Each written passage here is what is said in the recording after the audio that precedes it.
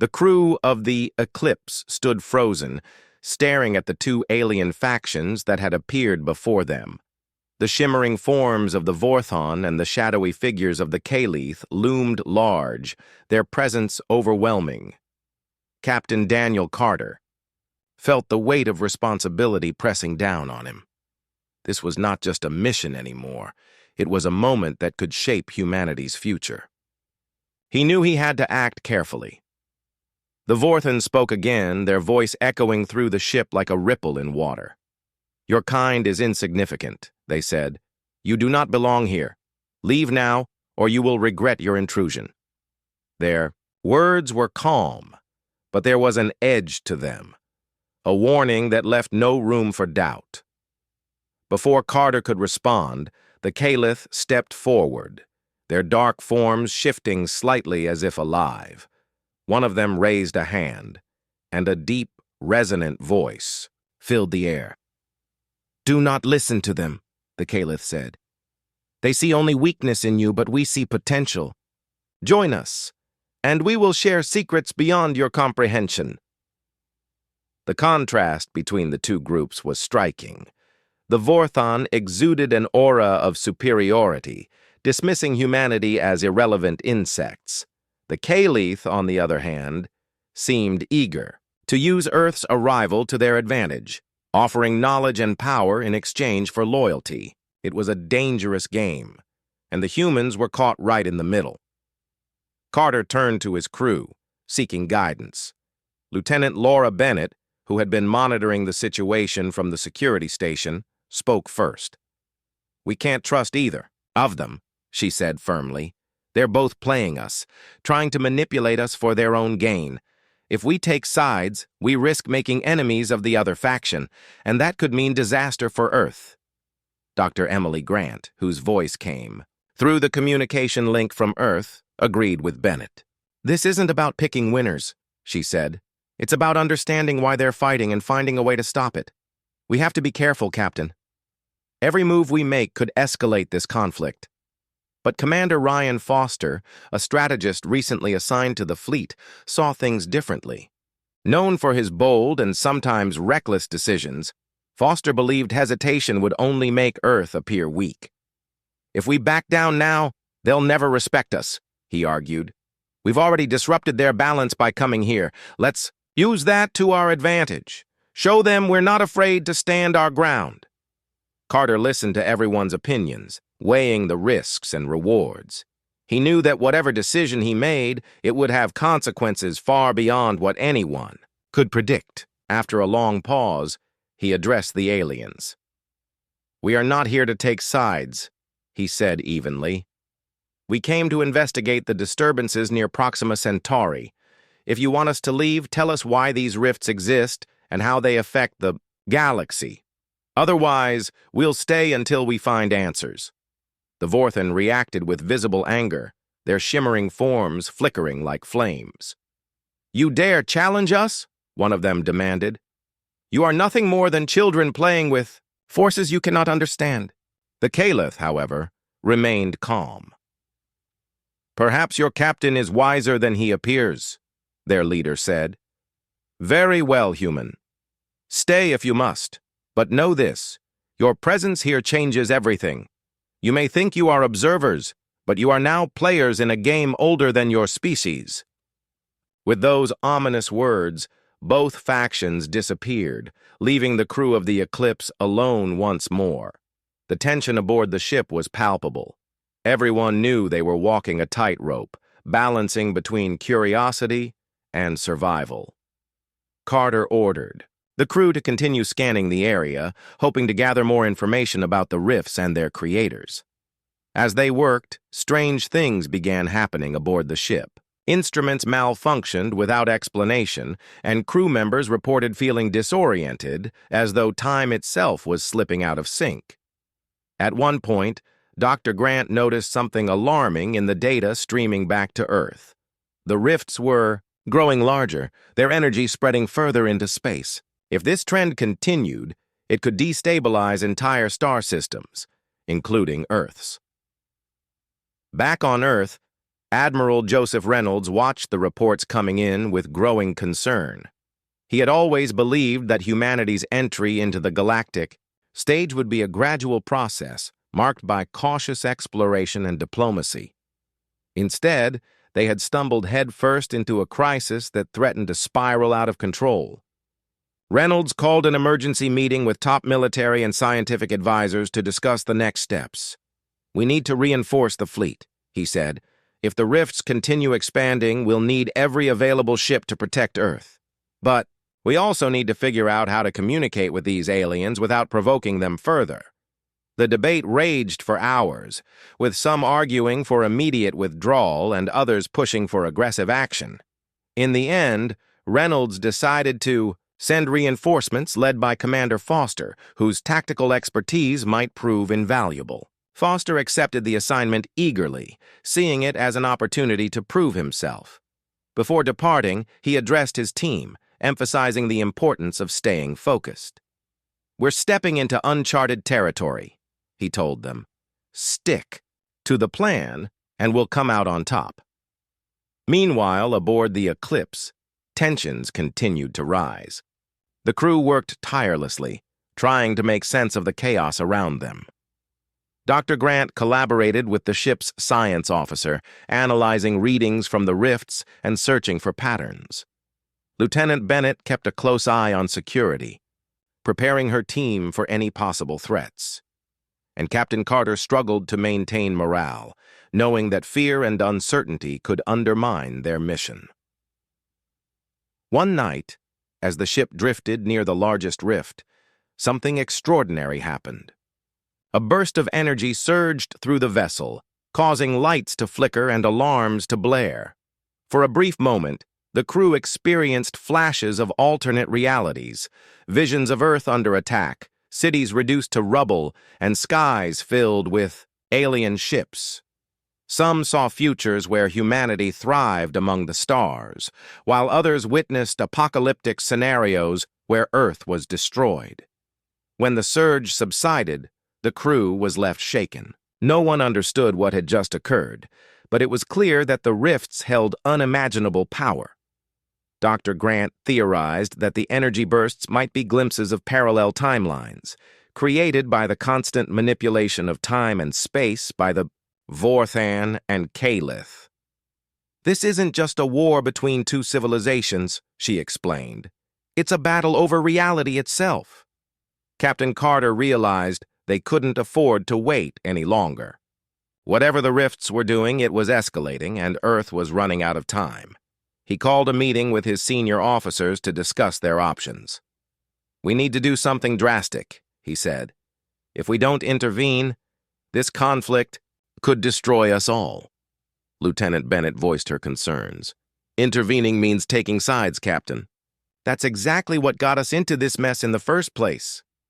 "I agree," Carter replied, "but doing nothing isn't an option either. We need a plan that shows we're willing to stand up for ourselves without aligning with either faction."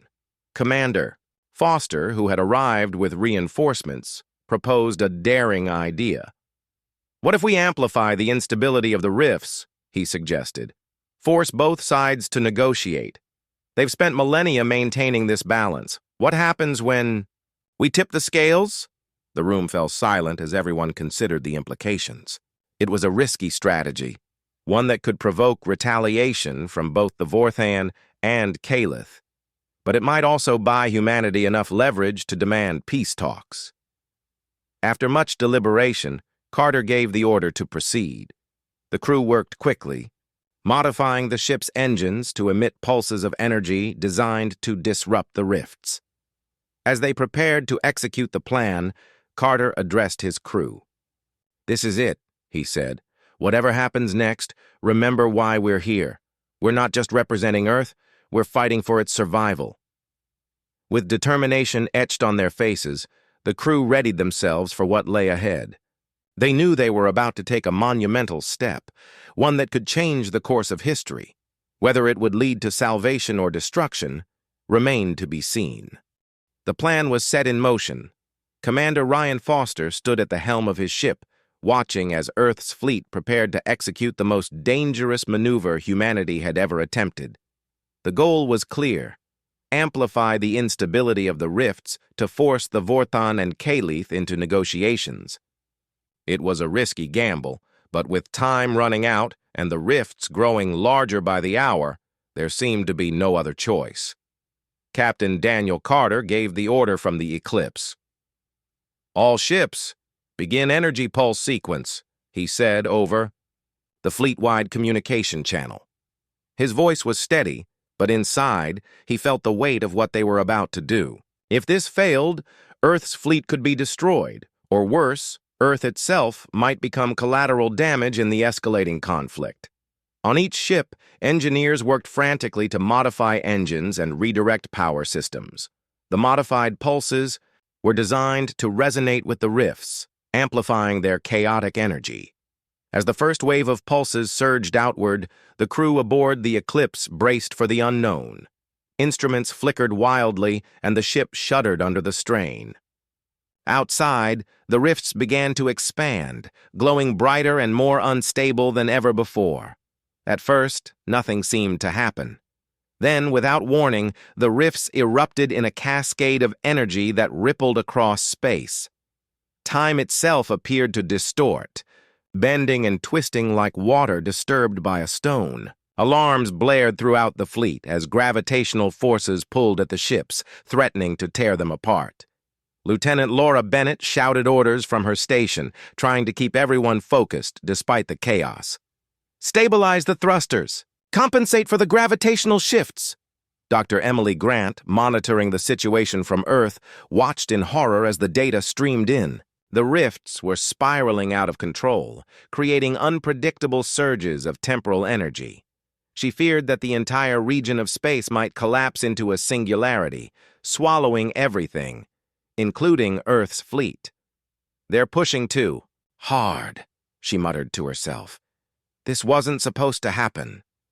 But then something remarkable occurred. The Vorthon and Kaleth, who had been observing silently from their respective positions, suddenly reacted with alarm.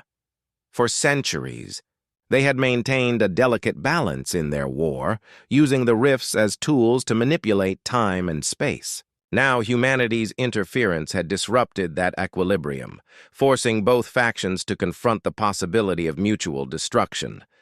The Vorthon materialized near the eclipse, their shimmering forms crackling with anger. "You have gone too far," one of them declared, their voice reverberating through the ship. "Your actions threaten the very fabric of existence." Before Captain Carter could respond, the Kaleth appeared alongside them, their shadowy figures pulsing with dark energy. "Silence, Vorthon," their leader said coldly. "This is your fault as much as theirs. Your arrogance blinded you to the consequences of your meddling." For the first time, the two ancient civilizations turned their attention away from each other and toward the humans. Both sides demanded answers, accusing Earth's fleet of reckless behavior. But instead of backing down, Carter seized the moment. He activated the external speakers, addressing the aliens directly. "We didn't come here to destroy anything," he said firmly. "We came because we saw a threat, not just to us, but to the galaxy. This conflict has gone on long enough. It's time to stop." His words hung in the air, met with stunned silence. Neither the Vorthon nor the Kaleth had expected such defiance from a species they considered primitive. Yet there was an undeniable truth in Carter's statement. The rifts were destabilizing, and if left unchecked, they could unravel reality itself. Both factions realized that continuing their war would only hasten disaster. Reluctantly, the Vorthon agreed to a temporary ceasefire. "Very well," their leader said. "We will halt our operations until this matter is resolved. But know this: if you betray our trust, there will be no mercy." The Kaleth followed suit, though their tone remained colder. "Consider this a test, human," their leader warned. "Prove yourselves worthy of survival, or face annihilation. With the immediate threat neutralized, Earth's fleet regrouped to assess the situation. Commander Foster approached Carter with a mixture of pride and concern. "It worked," he said. "We actually forced them to listen. But now what? How do we turn this into something permanent?" Carter sighed, rubbing his temples. "That's the hard part," he admitted. "We've bought ourselves some time, but it won't last forever. We need to find a way to make them see reason, to understand that their war isn't worth destroying the galaxy." Back on Earth, Admiral Joseph. Reynolds convened another emergency meeting. Scientists, politicians, and military leaders gathered to discuss the next steps. Dr. Grant presented her findings, explaining the dangers posed by the rifts and emphasizing the need for diplomacy. "If we can mediate between the Vorthan and Kalith, we might be able to broker a lasting peace," she said. "But it won't be easy. They've been fighting for millennia. Convincing them to cooperate will require patience and creativity." Reynolds nodded thoughtfully. "Then we'll give them both," he replied. "Prepare a delegation to meet with the aliens and start working on proposals for a new framework, one that ensures neither side can dominate the other." As plans took shape, tensions aboard the fleet began to ease slightly. The crew of the Eclipse celebrated their small victory, though they knew the real challenge lay ahead. Lieutenant Bennett organized training sessions for her security team, preparing them for potential retaliation. Meanwhile, Dr. Grant collaborated with Earth's top scientists to develop strategies for stabilizing the rifts permanently. Despite the progress, doubts lingered. Many wondered whether humanity was truly ready to handle the complexities of interstellar politics. Others questioned whether the Vorthan and Kalith would honor their agreement or simply bide their time until they could resume their war. Even Carter, usually confident in his decisions, found himself questioning whether they had done the right thing. One evening, as the fleet drifted near the edge of the rift zone, Carter sat alone in his quarters, staring at a holographic image of Earth. He thought about the billions of people back home, unaware of the danger they had narrowly avoided. "We stepped into something bigger than ourselves," he murmured, "and now we have to figure out how to make it work." The following day, Earth's delegation prepared to meet with representatives from both factions. The chosen location was a neutral zone deep within the rifts, where neither side held an advantage.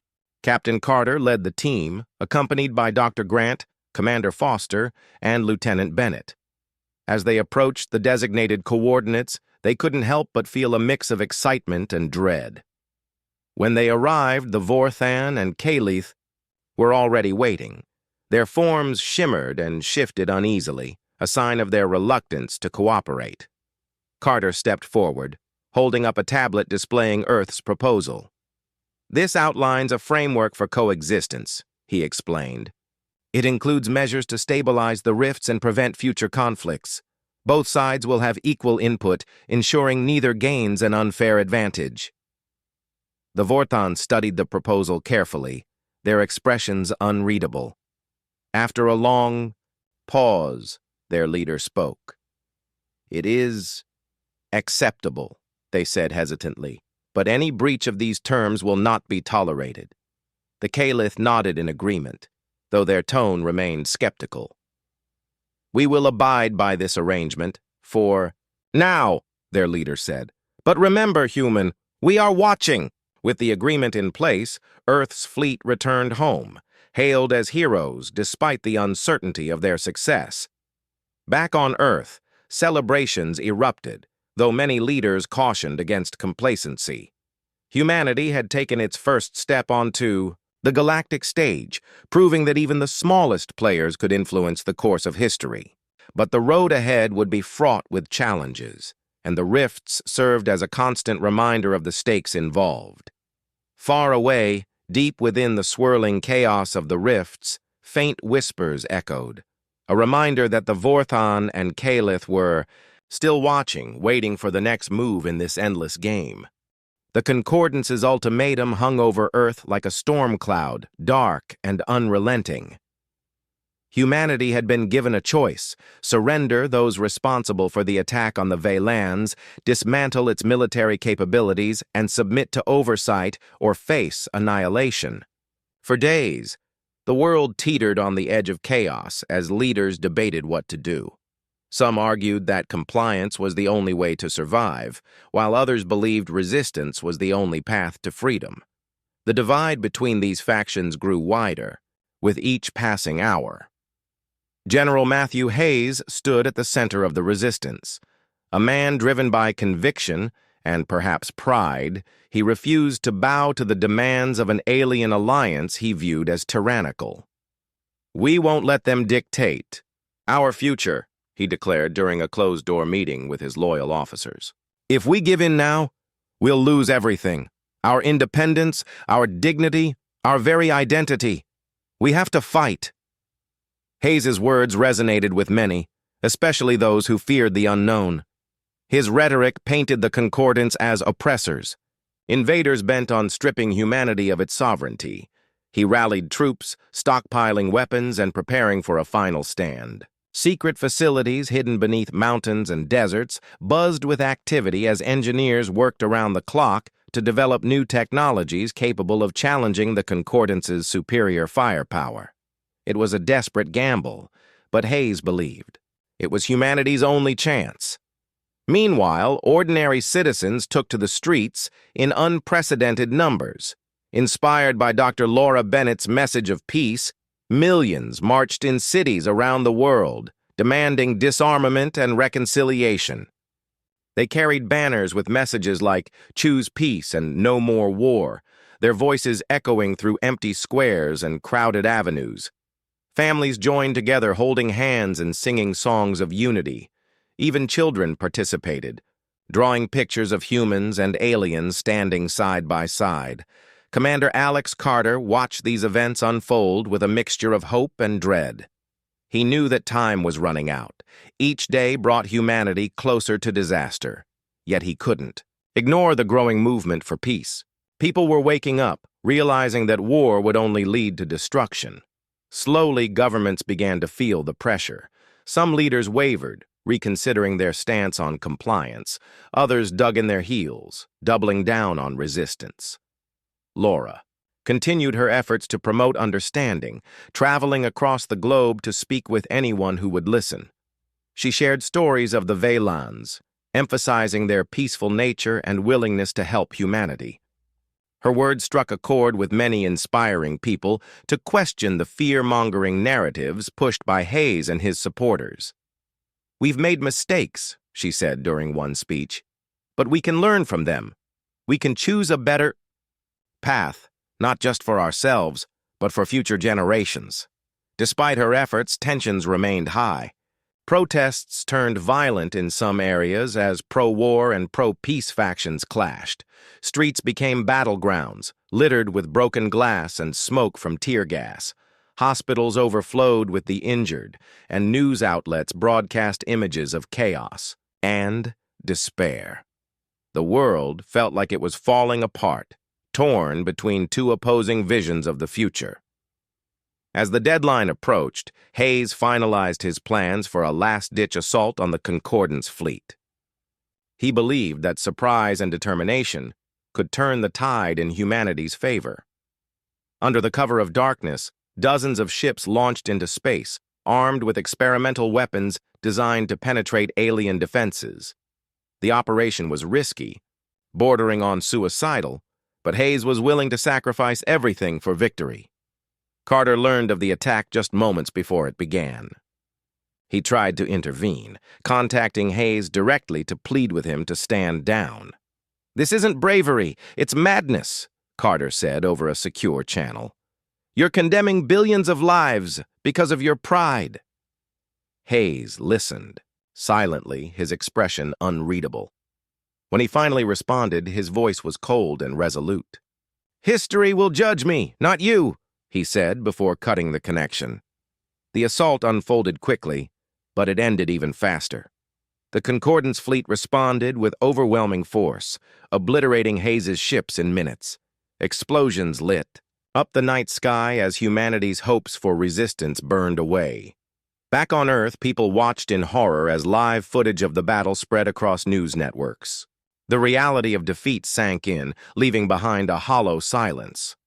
In the aftermath, Kale, the leader of the Concordance, addressed Earth one final time.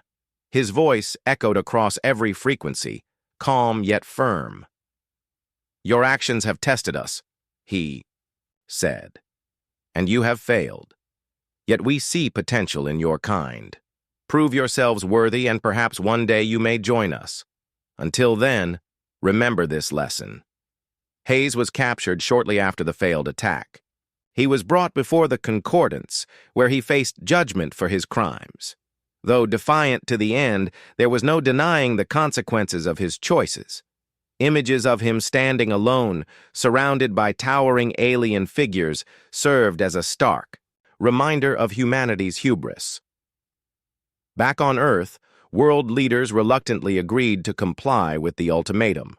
Factories once dedicated to building weapons were repurposed for humanitarian efforts.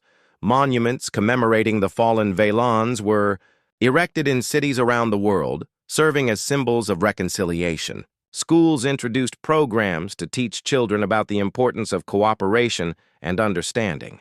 Slowly, humanity began to heal, though the scars of conflict would linger for generations. Carter and Laura found themselves at the forefront of this new era.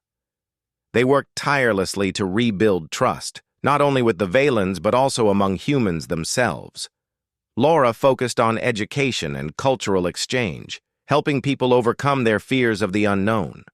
Carter, meanwhile, oversaw the dismantling of Earth's military infrastructure, ensuring that humanity would never again be tempted to resort to violence. Years later, as they looked back on the events that had shaped Earth's future, both Carter and Laura reflected on the lessons learned. Humanity had stumbled, blinded by fear and mistrust, but it had also shown resilience and the capacity for growth. The road ahead was uncertain, filled with challenges and opportunities alike. But for the first time in a long time, there was hope. The galaxy still watched Earth with wary eyes, waiting to see if humanity could truly change. The Vaylons remained patient, offering guidance and support as humanity took its first steps toward becoming part of the galactic community. Though the journey was far from over, one thing was clear. Humanity had chosen a path forward, a path defined not by war, but by the promise of peace. Months had passed since the team returned to Earth, but the memory of Zeta-9 still haunted them. Each member carried the weight of what had happened in their own way, struggling to come to terms with the choices they had made and the lives they had ended. Ethan Carter spent most of his days alone, staring at the stars through the same telescope that had first detected the alien signal. He couldn't bring himself to return to his old routines, the excitement of discovery now replaced by a deep sense of guilt. Every night he replayed the events in his mind, wondering if there had been another way. What if they had tried harder? What if they had listened more closely to the Vaylons' warnings? He often thought about the ruins of the cities and the glowing forests that had once thrived on Zeta-9. The beauty of that world lingered in his memories, a stark contrast to the barren wasteland it had become. Ethan felt as though he had betrayed not just the Vaylons, but the entire idea of exploration and connection. Space had always seemed infinite and full of possibilities, but now it felt tainted, a reminder of humanity's flaws. Dr. Emily Dawson avoided talking about the mission altogether. She threw herself into her work, studying extremophiles in remote corners of Earth. Her research took her to places no one else dared to go: volcanic craters, frozen tundras, and underwater caves. These environments reminded her of Zeta-9, though she never admitted it aloud. She told herself she was searching for answers, looking for ways to prevent similar tragedies in the future. But deep down, Emily knew she was running away. She couldn't face the fact that she hadn't done enough to stop Ryan from using the quantum annihilator. The image of the Veilans' faces, their sorrowful expressions as they pleaded for mercy, was etched into her mind. It tormented her every waking moment, making sleep nearly impossible. At night, she would wake up drenched in sweat, haunted by dreams of destruction. Lucas Grant, on the other hand, channeled his emotions into action. He locked himself in his workshop, surrounded by blueprints and half-finished machines. His goal was clear: to create technology that could handle threats like the Devourer without causing harm. He experimented with non-lethal countermeasures, designing robots capable of neutralizing dangerous entities without resorting to destruction. Despite his focus, Lucas couldn't shake the feeling that he had failed. He replayed the moments leading up to the deployment of the Annihilator over and over again, questioning whether he could have done something differently. If only he had argued harder, worked faster, or found a better solution. But no matter how many hours he spent tinkering, the truth remained. He hadn't been able to save Zeta-9. Commander Ryan Mitchell faced the brunt of the public backlash. While some praised him as a hero who had saved humanity, others vilified him as a reckless leader who had prioritized Earth's survival at any cost. The media hounded him relentlessly, dissecting every decision he had made during the mission. Protesters gathered outside his home, holding signs that read, "Murderer of Worlds." Ryan tried to ignore the criticism, focusing instead on writing his memoir.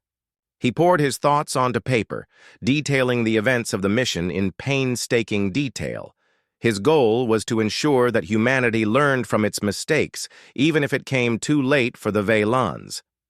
As he wrote, he reflected on the choices he had made and the consequences they had wrought. "I did what I believed was necessary," he wrote in one passage. "But necessity doesn't erase guilt. I carry the weight of their deaths with me every day, knowing that I destroyed an entire civilization in the name of protection. Was it worth it? I don't know if I'll ever have an answer."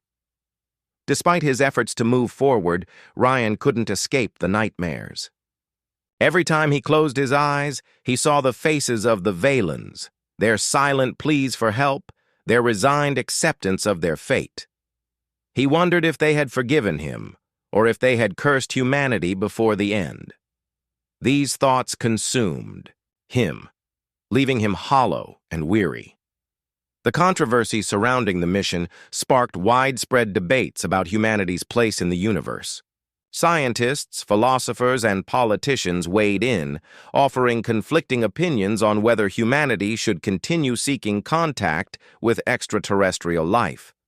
Some argued that the risks were too great, pointing to Zeta-9 as proof that humanity wasn't ready for such responsibilities.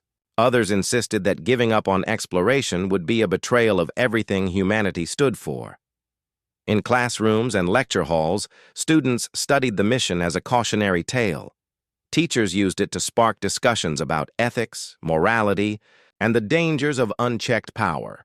For many, it served as a sobering reminder that even the best intentions could lead to devastating outcomes when guided by fear rather than understanding. As the years passed, the story of Zeta-9 faded from the headlines, but it never truly disappeared. Books were written, documentaries filmed, and memorials erected in honor of the lost Veilan civilization. Some people visited these memorials to pay their respects, while others used them as rallying points for protests against militarization in space. For Ethan, Emily, Lucas, and Ryan, the scars remained fresh. They rarely spoke to each other after returning to Earth, each retreating into their own worlds. Occasionally, they would cross paths at conferences or events, exchanging awkward glances before quickly looking away. None of them wanted to relive the pain of what had happened, yet none of them could fully escape it either. One evening, years after the mission, Ethan found himself back at the observatory where it all began. The telescope was dusty, unused since the day he had decoded the alien signal. He hesitated before turning it on, unsure if he was ready to face the stars again. But something inside him urged him to look, to remember why he had fallen in love with space in the first place. As he gazed through the lens, he spotted a faint glimmer in the distance. It wasn't much, just a tiny speck of light, but it filled him with a sense of wonder he hadn't felt in years. Somewhere out there, beyond the reach of human error and destruction, new worlds awaited discovery. Maybe, just maybe, humanity could learn from its mistakes and approach them with care and humility. Ethan smiled faintly, feeling a small flicker of hope. The road ahead wouldn't be easy, and the shadow of Zeta 9 would always loom large. But perhaps in time, humanity could prove itself worthy of the vast and mysterious universe it sought to explore. And so, under the quiet glow of the stars, Ethan whispered a silent promise, to the Valens, to himself, and to the future. We'll do better next time. Years had passed since the tragedy of Zeta 9, but its impact lingered like a shadow over humanity. The mission that had started with hope and curiosity ended in devastation, leaving behind lessons too painful to ignore. For those who had been part of it, life moved forward, though the scars remained. Each member of the team carried their own burden, trying to find meaning in what had happened. Ethan Carter eventually returned to his work at the observatory, though he approached it differently now. Gone was the youthful excitement that had once driven him to chase signals from the stars. Instead, he adopted a cautious optimism, always asking himself whether humanity was truly ready for what lay beyond Earth. He became an advocate for ethical space exploration, speaking at conferences and writing articles about the importance of humility and responsibility when dealing with alien civilizations. His nights were still spent gazing through the telescope, but now he looked not just for signs of life, but for ways to ensure humanity wouldn't repeat its mistakes. One evening, as he scanned the skies, he noticed something unusual, a faint signal coming from deep space. It wasn't like the one from Zeta 9. This message was shorter, more fragmented, almost as if it were incomplete. Ethan's heart raced as he recorded the data, unsure whether to feel excitement or dread. He reached out to Dr. Laura Bennett, his old mentor, who agreed to help analyze the signal. Together, they pieced together fragments of the transmission. Unlike the desperate plea from the Valens, this message seemed calm and deliberate, offering information rather than asking for help. It described a planet rich in resources, inhabited by beings eager to share knowledge and technology with any species willing to listen. The discovery reignited debates around the world. Some saw it as a second chance, an opportunity to prove that humanity could engage with extraterrestrial life responsibly. Others argued that it was too risky, pointing to the disaster on Zeta 9 as proof that humanity couldn't be trusted. Despite the controversy, NASA decided to send another mission, this time with stricter guidelines and a focus on peaceful interaction. Commander Ryan Mitchell was invited to lead the new team, but he declined. The weight of Zeta 9 still rested heavily on his shoulders, and he didn't believe he deserved another chance. Instead, he dedicated himself to mentoring younger astronauts, sharing his experiences and urging them to prioritize compassion over fear. "We can't undo what happened," he told them, "but we can choose to do better." Dr. Emily Dawson reluctantly joined the new mission, seeing it as a way to make amends for her perceived failure on Zeta 9. She worked closely with biologists and environmental scientists, developing protocols to ensure minimal interference with alien ecosystems. Her research on extremophiles proved invaluable, helping the team prepare for encounters with unknown forms of life. Lucas Grant also signed on, determined to redeem himself. He designed advanced robots capable of gathering data without causing harm, ensuring that every tool brought aboard the spacecraft was safe and non-invasive. His creations became a symbol of humanity's newfound commitment to responsible exploration. As the team prepared for launch, tensions arose once again. This time, however, the debates weren't about weapons or self-preservation. They were about ethics. Should humanity accept gifts from alien civilizations?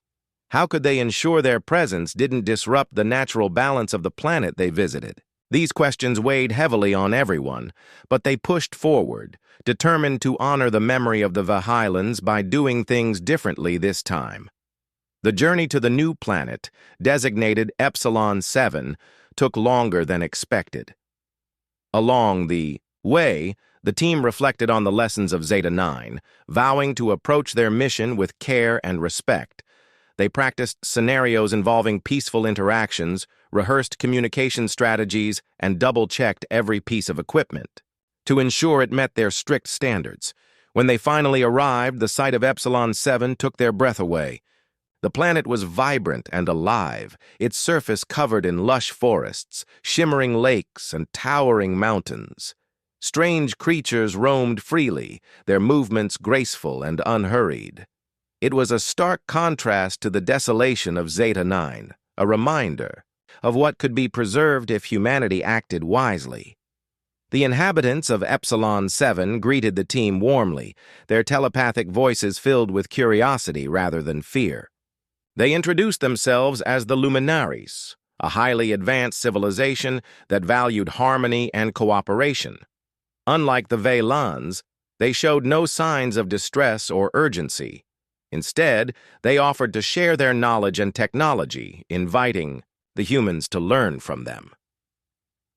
Emily was fascinated by the Luminaries' biology, which allowed them to adapt seamlessly to their environment.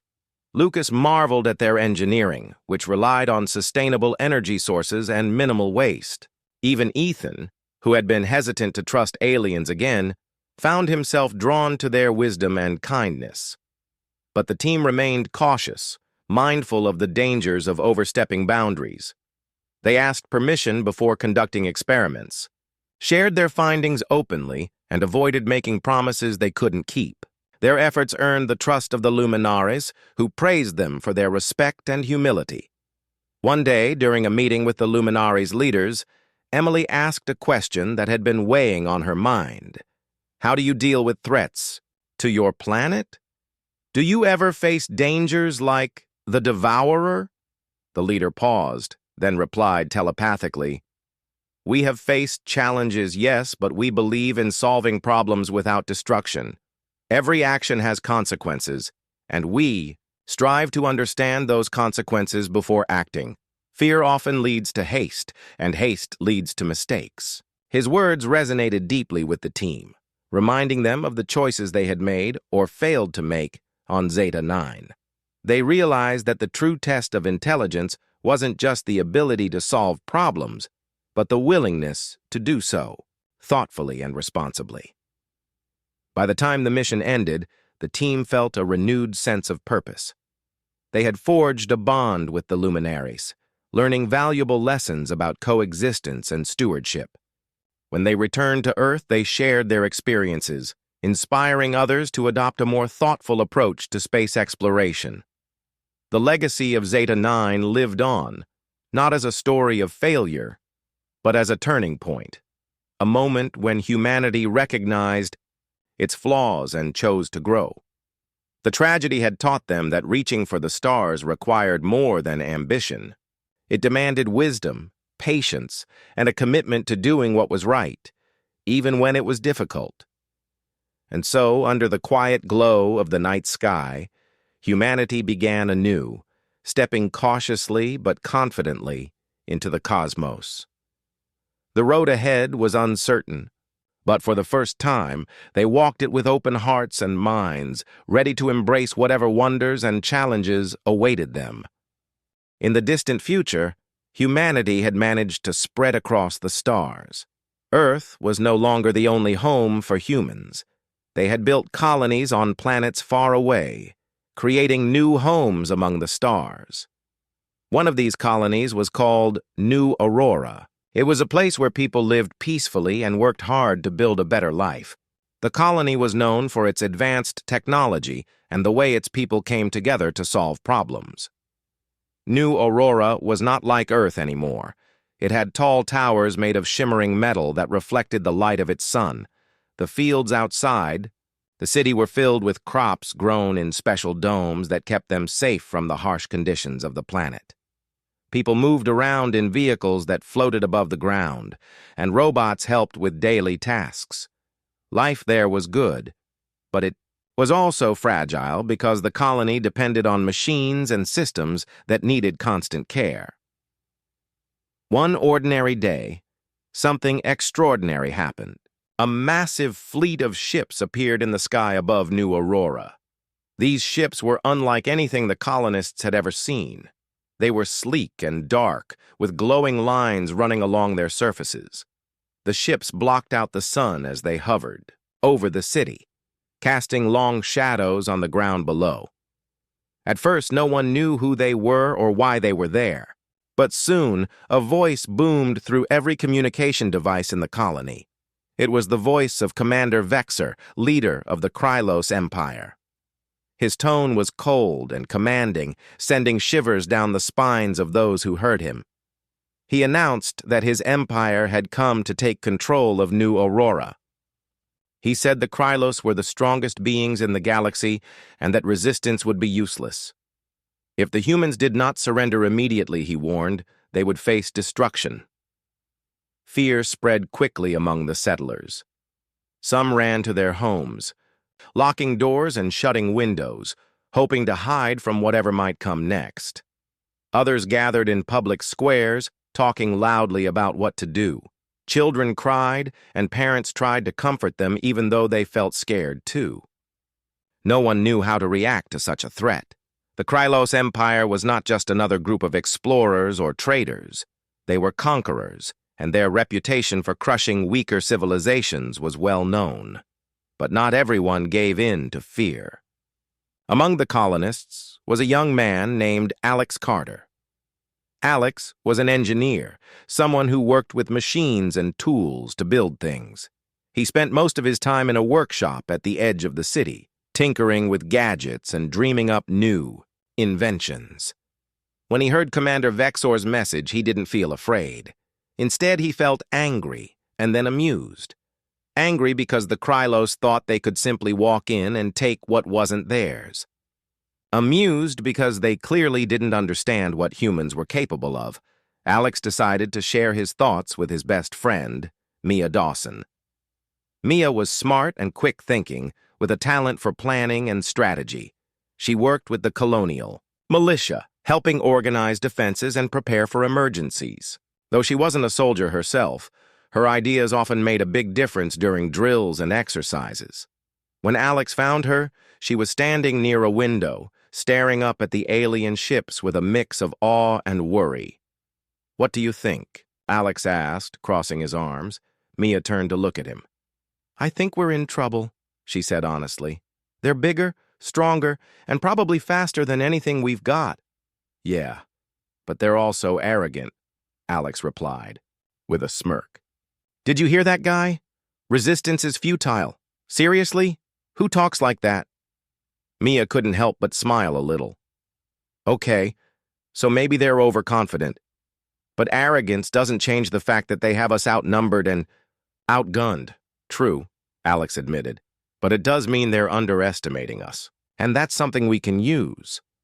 The two friends sat down to talk more seriously. Alex explained that he had been working on a secret project for months, a prototype exosuit designed to give its wearer incredible strength and speed. It wasn't finished yet, but with some extra work, it could become a powerful weapon against the invaders. Mia listened carefully, nodding as she pieced together a plan in her mind. "We need more than just your suit," she said finally. "We need a team. People who can fight, people who can strategize, and people who can keep everything running smoothly while we focus on taking down the Krylos," Alex agreed. Together, they began reaching out to others in the colony. One of the first people they approached was Ryan Blake, a former pilot who now worked as a mechanic. Ryan had once flown cargo ships between planets, but had retired after an accident left him unable to pass medical tests. Despite this, he still loved flying and spent his free time fixing up old spacecraft. When Alex and Mia told him about their plan, he didn't hesitate to join. "I may not be able to fly anymore," Ryan said with a grin, but I can sure as hell make these old birds sing again. Another key member of the team was Laura Simmons, a scientist who specialized in energy weapons. Laura was quiet and reserved, preferring to spend her days in the lab rather than socializing. But when Alex and Mia explained the situation, she saw an opportunity to put her research to practical use. She promised to help upgrade the colony's outdated defense systems and create new weapons to give the humans an edge. With their team assembled, Alex, Mia, Ryan, and Laura got to work. They converted old mining equipment into makeshift combat vehicles, adding armor plating and heavy weaponry wherever possible. They upgraded turrets and drones, turning them into tools of war instead of tools of industry. And they trained volunteers from the colony, teaching them how to operate the new machines and defend themselves if necessary. As the days passed, the tension in the colony grew thicker. Some settlers argued that fighting back was pointless and dangerous. They believed surrendering to the Krylos was the only way to survive. Others supported Alex and Mia's efforts, seeing them as a chance to protect their home and prove that humanity was stronger than anyone gave them credit for.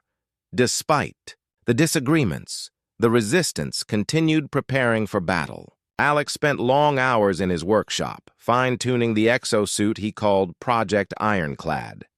It was a massive piece of machinery, powered by fusion reactors and equipped with cutting-edge weapons. Standing inside it made Alex feel invincible, like nothing could stop him.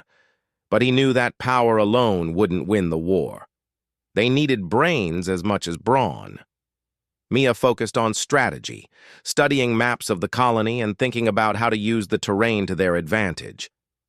She suggested setting traps for the Krylos, using the colony's layout to funnel them into areas where they could be ambushed. She also proposed creating fake targets to draw the enemy's attention away from critical locations. Ryan and Laura worked together to repair and modify old spacecraft. Their goal was to create a small fleet of fighters that could harass the Krylos ships from above. While they weren't as advanced as the alien vessels, they hoped speed and surprise would make up for the difference. Through it all, Alex and Mia kept reminding themselves and each other that they weren't just fighting for themselves. They were fighting for everyone on New Aurora, for the families and friends who depended on them to keep the colony safe. They knew the odds were against them, but they refused to give up without a fight. Finally, the day arrived. The Krylos Empire sent a message announcing their intention to land troops on the surface of New Aurora. The settlers braced themselves for what was coming, knowing that the next few hours would decide the fate of their colony. As the alien ships descended from the sky, Alex climbed into the ironclad suit, feeling both excitement and fear coursing through him. Mia stood nearby, watching as the suit hummed to life.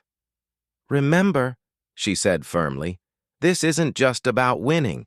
It's about showing them that humanity won't back down." Alex nodded, gripping the controls tightly. "Let's show them what we're made of." And with that, the battle began.